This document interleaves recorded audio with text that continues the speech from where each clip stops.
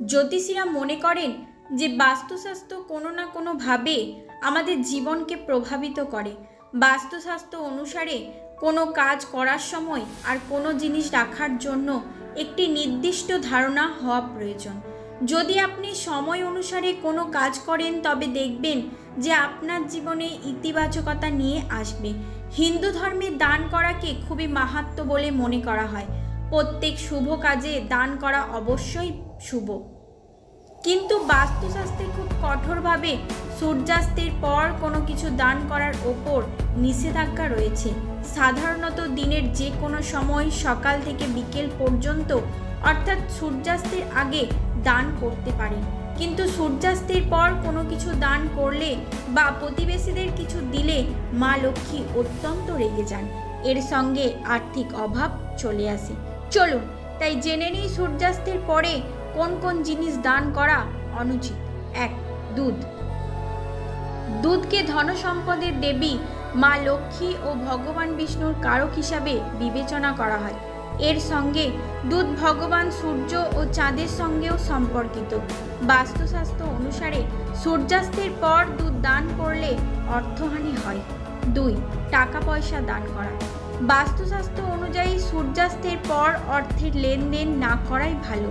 এতে বাড়িতে আর্থিক সমস্যার সৃষ্টি হয়, ঘরের অভাব অনটন বাড়ে, যার কারণে সমস্যার সৃষ্টি হতে পারে।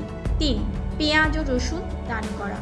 বাস্তুশাস্ত্র মতে সূর্যাস্তের পর পেঁয়াজ ও রসুন দান না করাই ভালো, কারণ পেঁয়াজ ও রসুনের সঙ্গে কেতু গ্রহের সম্পর্ক রয়েছে। এই কারণে সন্ধ্যার সময় কোনো প্রতিবেশীকে পেঁয়াজ ও রসুন দান করবেন না। 4.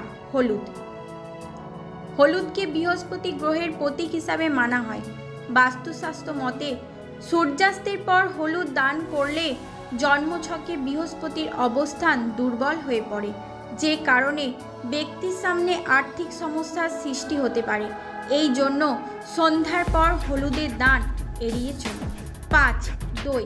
সন্ধ্যার সময় কাউকে যদি দই দান করা হয় তাহলে মা লক্ষ্মী রুষ্ট হন এবং বাড়িতে অশান্তির সৃষ্টি হয়।